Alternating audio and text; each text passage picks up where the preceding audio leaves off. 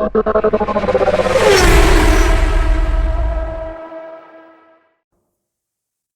Hi, welcome to AM driving.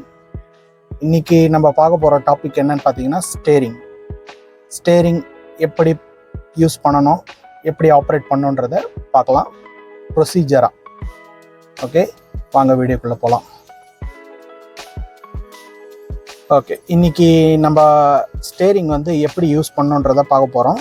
Steering பார்த்தீங்கன்னா ரொம்ப நிறைய பேர் என்ன பண்ணுறோன்னா ரஃப்பாக டைட்டாக பிடிக்கிறோம். இந்த மாதிரி பிடிக்கிறதுனால என்ன ப்ராப்ளம் பார்த்தீங்கன்னா, நீங்கள் லாங் டிரைவிங் பண்ணும்போது உங்களுக்கு கொஞ்சம் தூரத்துலேயே வந்து டயர்ட் ஆகிடும்.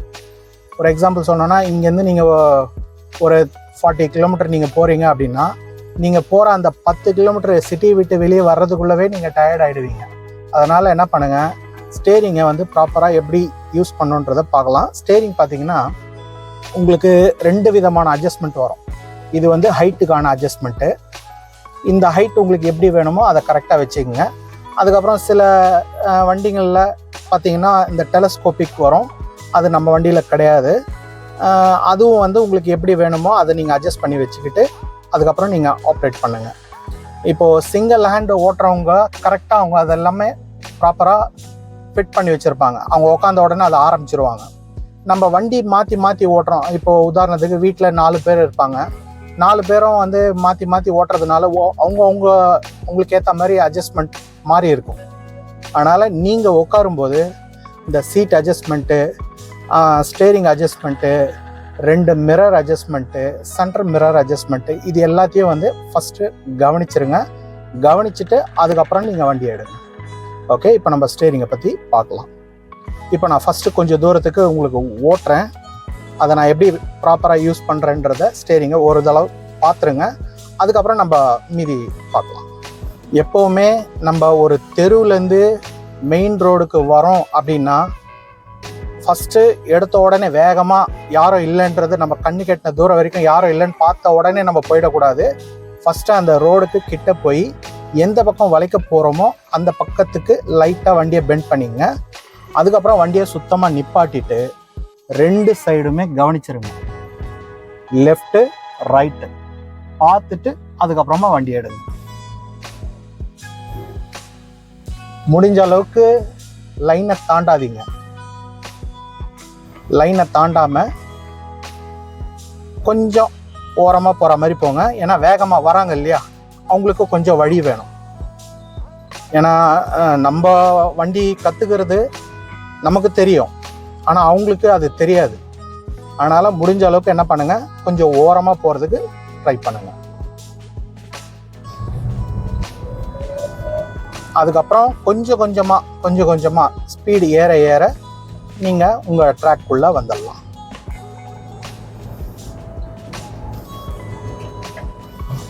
ஸ்டேரிங் எப்போவுமே நீங்கள் பிடிக்கிற விதம் வந்து இந்த மாதிரி இருந்தால் தான் உங்களுக்கு கம்ஃபர்ட்டாக இருக்கும் வண்டி ஓட்டுறதுக்கு. ரொம்ப அழுத்தம் இல்லாமல் சும்மா லேசாக பிடிங்க.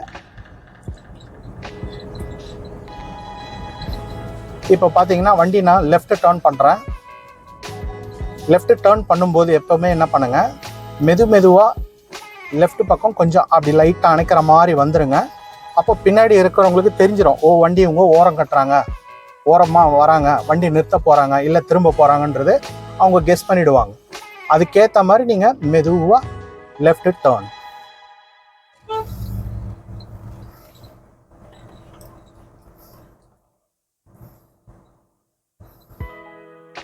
இப்போ ஃபுல் லெஃப்ட் டர்ன்.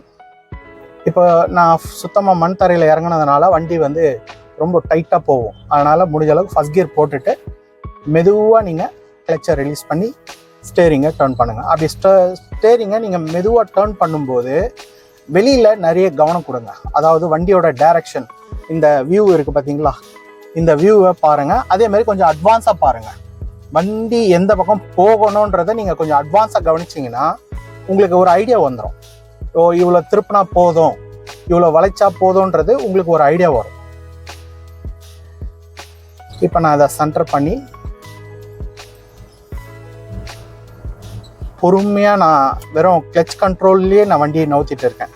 ஆக்சிலேட்டர் நான் சுத்தமாக கொடுக்கவே இல்லை. இப்போ நான் ரைட் டர்ன் பண்ணுறேன்.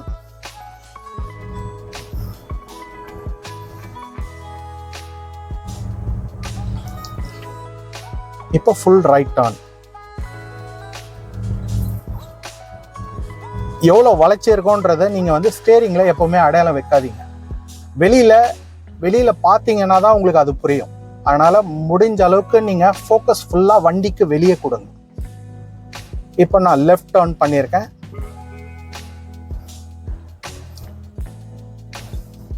ஸ்டேரிங்கை நீங்கள் அந்த மாதிரி டர்ன் பண்ணி விட்டிங்கனாலே போதும், உங்களுக்கு அது ஸ்டடி ஆகிடும். நமக்கு எவ்வளோ தேவையோ அவ்வளோ எடுத்துக்கிட்டு பாருங்கள், ஸ்டேரிங்கை நான் கம்ப்ளீட்டாக விட்டுட்டேன். ஃபுல் ஸ்டடி நேரம் ஆயிடுச்சு. இப்போ நான் மறுபடியும் லெஃப்ட் டர்ன் பண்ணுறேன். என் கை பாருங்க, இந்த பாதியிலேருந்து அந்த பக்கம் போகலை, இந்த பாதியிலேருந்து இந்த பக்கம் வரல. இது ஸ்டார்டிங்கில் உங்களுக்கு கொஞ்சம் கஷ்டமாக தான் இருக்கும். நீங்கள் அதை பழகிட்டீங்கன்னா உங்களுக்கு அப்புறம் ஈஸியாக இருக்கும். நீங்கள் கேட்கலாம், என்னன்னா நிறைய பேர் வந்து ஒரே கையிலே ஓட்டுறாங்களே, ஒரே கையிலே வளைக்கிறாங்களே அப்படின்னு சொல்லிட்டு, அதை நீங்கள் ஸ்டார்டிங்கில் பண்ணாதீங்கன்னு தான் நான் சொல்கிறேன். நான் உங்களை பண்ண வேண்டான்னு சொல்ல, உங்களுக்கு பழக்கம் ஆகிற வரைக்கும் ஸ்டார்டிங்கில் நீங்கள் 2 கையில் பிடிச்சு நீங்கள் ஓட்டினாதான் நீங்கள் அதை ஃபீல் பண்ண முடியும். எவ்வளோ வளைக்கிறோன்ற அளவுலாம் உங்களால் நோட் பண்ண முடியும். கட். இப்போ பார்த்தீங்கன்னா லெஃப்ட்டு ரைட்டு நம்ம டேர்ன் பண்ணது ஃப்ரண்ட் மூலியமாக நீங்கள் பார்த்தீங்க. இப்போ நான் ரிவேஸில் எப்படி வளைக்கணுன்றதை பார்க்கலாம். ஏன்னா ரிவேஸ் ஃப்ரண்ட் டயர் தான் வளையிறது. பேக் டயர் பார்த்தீங்கன்னா உங்களுக்கு நிலையாக இருக்கிறதுனால இந்த டேர்னிங் கன்ஃபியூஷன் வரும். அதாவது எந்த பக்கம் வளைச்சா வண்டி எங்கே போவோன்ற கன்ஃபியூஷன் வரும். நீங்கள் எதுவுமே கன்ஃபியூஷன் பண்ணிக்க வேண்டாம். என்னென்னா நம்ம ஃப்ரண்ட்டில் எப்படி லெஃப்ட் திருப்பினா லெஃப்ட் போவோம், ரைட் திருப்பினா ரைட்டில் போவோமோ, சேம் அதே கான்செப்ட் தான் பேக் பொசிஷன்லையும். இப்போ நான் உங்களுக்கு அதை செஞ்சே காமிக்கிறேன் பாருங்கள். ஃபஸ்ட்டு ரிவர்ஸ் கியர் போட்டுட்டேன். இப்போ நான் லெஃப்ட் டர்ன் பண்ணுறேன். லெஃப்ட் ஆஃப் டர்ன் தான் பண்ணியிருக்கேன். அது எவ்வளோ லெஃப்ட் போகுதுன்னு இங்கே பாருங்கள், மிரரில் உங்களுக்கு தெரியும். இப்போ லெஃப்ட் போயிட்டுருக்கு. இப்போ நான் ரைட்டில் டர்ன் பண்ணுறேன். Right of turn. இப்போ ரைட் மிரர் பாருங்கள், உங்களுக்கு ரைட்டில் போகிறது ஈஸியாக தெரியும். இப்போ நான் ஸ்டேரிங்கை ஸ்டடி பண்ணிட்டேன். இது லெஃப்ட் டர்ன், இது ரைட் டர்ன். இப்போ நான் இந்த டேர்னிங்கை உங்களுக்கு ஃபுல்லாகவே வளைச்சி காமிக்கிறேன். ஏன்னா கொஞ்சமாக வளைச்சா உங்களுக்கு சரியாக வீடியோவில் தெரியுமா தெரியாதான்னு தெரில. இப்போ நான் கொஞ்சம் அதிகமாகவே வளைக்கிறேன், நல்லா கவனிங்க. இப்போது 1 2. இப்போ நான் லெஃப்ட் வளைச்சிருக்கேன். லெஃப்ட் மிரர் பாருங்கள், உங்களுக்கே தெரியும். இது லெஃப்ட். இப்போ நான் ரைட் வளைக்கிறேன். இப்போ நான் திருப்பினது, அதுக்கப்புறம் ஸ்டடி பண்ணி மறுபடியும் ரைட். இது ரைட். ஓகே, இப்போ நான் ஸ்டடி பண்ணிட்டேன். ஸ்டேரிங்கை நிறைய பேர் சொல்லுவாங்க, ஏன்னா இப்படி பிடிக்கூடாது இப்படி பிடிக்கூடாதுன்னு சொல்லுவாங்க. அது என்ன காரணம் அப்படின்னு பார்த்தீங்கன்னா, இப்போ வர்ற வண்டி எல்லா வண்டிக்குமே ஏர் பேக் வருது. பேசிக்காக சிம்பிளாக நீங்கள் வண்டி எடுத்தால் கூட கண்டிப்பாக டிரைவருக்காவது ஏர் பேக் கண்டிப்பாக இருக்கும். அதனால் நீங்கள் இப்படி பிடிச்சி ஓட்டுறதுனால என்ன ப்ராப்ளம்னா, ஏர் பேக் வந்து இங்கே ஓப்பன் ஆகும்போது உங்கள் கையில் அடி விழும், அதேமாதிரி உங்கள் மூஞ்சியில் அடி விழும். அதனால தான் இந்த கை வந்து இந்த பக்கம் போகக்கூடாது அப்படின்னு உங்களுக்கு சொல்லுவாங்க. அதை நீங்கள் பழகும்போதே இதை நீங்கள் கொண்டு வந்துட்டீங்க, அந்த பழக்கத்தை கொண்டு வந்துட்டீங்கன்னா உங்களுக்கு ஈஸியாக இருக்கும். ஏன்னா நம்ம மறந்து கூட இப்படி கை போச்சுன்னா நம்மள அறியாமலே நிறைய ப்ராப்ளம் வளர்கிறதுக்கு சான்ஸ் இருக்குது.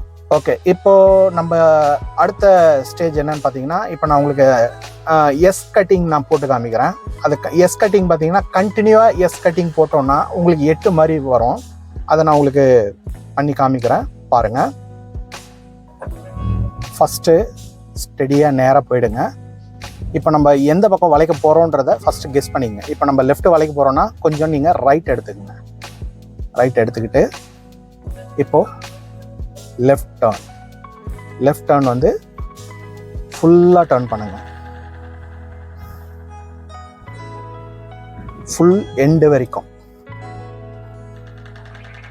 இந்த எண்டு வரைக்கும் டர்ன் பண்ண பிறகு இப்போ ரைட் டர்ன். கொஞ்சம் பள்ளம் அதிகமாக இருக்குது, மழை பெஞ்சதுனால அந்த மாதிரி இருக்குது. வீடியோ ஷேக் ஆச்சுன்னா தப்பாக எடுத்துக்காதீங்க. ஓகே, இப்போ நான் ரைட் டர்ன் பண்ணியிருக்கேன். எஸ், முழுசாக வந்துச்சு. இப்போ இந்த ரைட் வந்து ஃபுல்லாக ஒரு ஓவல் வர மாதிரி வந்த பிறகு அதுக்கப்புறம் மறுபடியும் நீங்கள் லெஃப்ட் டர்ன் பண்ணணும். இப்போ நான் லெஃப்ட் டர்ன் பண்ணுறேன். இது ஃபாஸ்ட்டாக பண்ணால் தான் உங்களுக்கு அந்த 8 கரெக்டாக வரும். ஸ்லோவாக உங்களுக்கு காமிக்கிறதுக்கோசரம் நான் ஸ்லோவாக பண்ணுறேன்.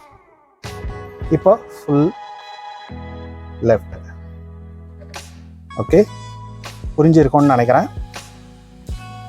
ஓகே, இன்னும் ஒரு முறை ட்ரை பண்ணலாம். அங்கே விளையாடிட்டு இருக்காங்க, அங்கே இல்லைன்னா நான் அங்கே கொஞ்சம் மட்டமாக இருக்குது, ட்ரை பண்ணலாம். இங்கே மறுபடியும் இன்னொரு முறை ட்ரை பண்ணுறேன். First left turn. இப்போ நான் கொஞ்சம் அந்த ஓவல் பெருசாகவே போடுறேன் பாருங்கள். First left turn.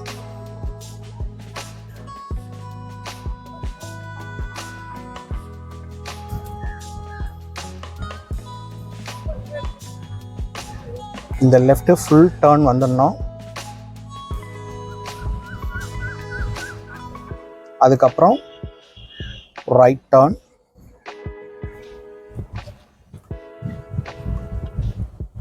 இந்த ரைட் டர்ன் ஃபுல் டர்ன் வர மாதிரி பாருங்கள். ஓவல் உங்களுக்கு பெருசாக வேணும்னா நீங்கள் ஃபுல் டர்ன் பண்ண தேவையில்லை. ஷார்ட்டாக இருந்தால் நீங்கள் ஃபுல் டர்ன் பண்ணுங்கள். இப்போ நான் கொஞ்சமாக தான் வளைச்சிருக்கேன், அதிகமாக வளைக்கல. அப்போ உங்களுக்கு அந்த வட்டம் வந்து நல்லா பெருசாக வரும்.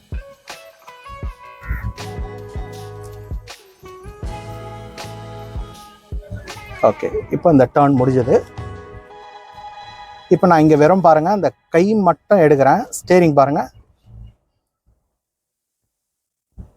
அது நேர் பொசிஷனுக்கு வந்துடும். இப்போது வர வண்டியெல்லாம் ஓட்டுறது ரொம்ப ஈஸிங்க. பழைய வண்டியெல்லாம் நான் கற்றுக்கும் போதெல்லாம் பார்த்தீங்கன்னா ரொம்ப ஹார்டான வண்டிங்க, ரொம்ப கஷ்டமாக இருக்கும். கொஞ்சம் தூரம் ஓட்டினாலே இங்கே கால்லாம் எரியும், பயங்கரமாக ஹீட் ஆகும். அந்த மாதிரி வண்டியெல்லாம் தான் நான் கற்றுக்கிட்டேன். இப்போ வர வண்டியெல்லாம் ரொம்ப ஈஸி தான், ஒன்றும் கஷ்டம் கிடையாது. எல்லாமே வந்து ஃபுல் எலக்ட்ரானிக் சிஸ்டம் எல்லாமே வந்ததுனால உங்களுக்கு ஈஸியாக இருக்கும் ஓட்டுறதுக்கு. என்னென்னா இந்த எவ்வளோக்கு எவ்வளோ நம்ம பவர்ஃபுல் அதிகமாக இருக்குது, அதாவது எல்லாமே துல்லியமாக இருக்கிறதுனால இதை நம்ம கொஞ்சம் பொறுமையாக கையாளணும். பொறுமையாக கையாளினா தான் உங்களுக்கு அந்த பாயிண்ட் எல்லாம் நல்லா புரியும். அந்த ஆர்டினரி ஸ்டேரிங்னு சொல்லுவாங்க. ஆர்டினரி ஸ்டேரிங்லாம் பார்த்தீங்கன்னா உங்களுக்கு டேர்ன் பண்ணி கொஞ்சம் நேரம் கழிச்சு தான் வளைக்கவே ஆரம்பிக்கும். ஆனால் இதெல்லாம் அப்படி கிடையாது. இது பார்த்தீங்கன்னா எலக்ட்ரானிக் ஸ்டேரிங்கை வளைச்ச உடனே உங்களுக்கு அந்த அந்த அளவு வெளியே தெரிய ஆரம்பிச்சிடும். அதனால தான் ஸ்டேரிங் வளைக்கும் போது ஸ்டேரிங்கை பார்க்காம நம்ம வெளியே கவனிக்கணும் அப்படின்றத சொல்கிறேன். ஓகே, வீடியோ ரொம்ப லென்த்தியாக போகுதுன்னு நினைக்கிறேன், முடிச்சுக்கலாம். இன்னொரு முக்கியமான விஷயம் என்னன்னு பார்த்தீங்கன்னா, நிறைய பேர் கமெண்ட்டில் சொல்கிறீங்க வீடியோ, அதாவது ட்ரைனிங் கொடுக்கறது எடுத்து போடுங்க அப்படின்னு சொல்கிறீங்க. நான் கண்டிப்பாக முயற்சி பண்ணுறேன். ஏன்னா ட்ரைனிங்க்கு வரவங்க வந்து அவங்களும் வீடியோ எடுக்கிறதுக்கு பர்மிஷன் கொடுத்தா தான் நான் எடுக்க முடியும். மோஸ்ட்லி வந்து வரவங்க எல்லாமே வந்து பார்த்திங்கன்னா டாக்டரு, அப்புறம் டீச்சர், இந்த மாதிரி வராங்க. அவங்கக்கிட்ட கேட்கறதுக்கு கொஞ்சம் சங்கடமாக இருக்குது. எங்கே அவங்க ஏதாவது தப்பாக நினச்சிப்பாங்களோன்ட்டு சொல்லிட்டு மேபி நாளைக்கு ஒருத்தர் ஜாயின் பண்ணுறாங்க, அவங்கக்கிட்ட கேட்டிருக்கேன். கண்டிப்பாக ஒத்துக்குனாங்கன்னா நான் உங்களுக்கு வீடியோவில் அவங்க ஃபுல்லாக, அதாவது பேசிக்லேருந்து லாஸ்ட் வரைக்கும் என்னென்னலாம் கற்றுக் கொடுக்குறவனோ அதை மொத்தம் நான் உங்களுக்கு வீடியோவாக போடுறேன். என்னோடய வீடியோ பிடிச்சிருந்தா கண்டிப்பாக லைக் பண்ணுங்கள், ஷேர் பண்ணுங்கள், சப்ஸ்கிரைப் பண்ணுங்கள். உங்கள் ஃப்ரெண்ட்ஸு ஃபேமிலி வந்து வண்டி ஓட்டணும்னு ஆசைப்பட்றாங்கன்னா ஃபஸ்ட்டு என்னோடய வீடியோவை காமிங்க. அவங்களுக்கு ஒரு இன்ட்ரெஸ்ட் வரட்டும்.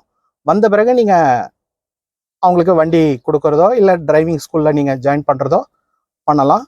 முடிஞ்ச அளவுக்கு நீங்கள் தனியாக வண்டி கொடுக்குறத அவாய்ட் பண்ணி டிரைவிங் ஸ்கூலில் ப்ராப்பராக வண்டி கற்றுக்கிட்ட பிறகு நீங்கள் வண்டி கொடுக்க ஆரம்பிங்க. அப்படி வண்டி கொடுத்தீங்கன்னா கூட எக்ஸ்பீரியன்ஸான டிரைவர் வந்து பக்கத்தில் இருந்தால் மட்டும் நீங்கள் வண்டியை கொடுங்க. முடிஞ்ச அளவுக்கு நீங்கள் வண்டி கொடுக்கும்போது ரோட்டில் வேண்டாம். ஏன்னா ஃபஸ்ட்டு கிரவுண்டில் வண்டியும் நீங்களும் வந்து ஓரளவுக்கு மிங்கல் ஆகணும். வண்டியும் நீங்களும் ஒரு அண்டர்ஸ்டாண்டிங்க்கு வரணும். அப்போ நீங்கள் கிரவுண்டில் ஓட்டும்போது அது உங்களுக்கு ஈஸியாக வந்துடும். அதுக்கப்புறம் நீங்கள் ரோட்டில் கொஞ்சம் கொஞ்சமாக ஓட்ட ஆரம்பிங்க.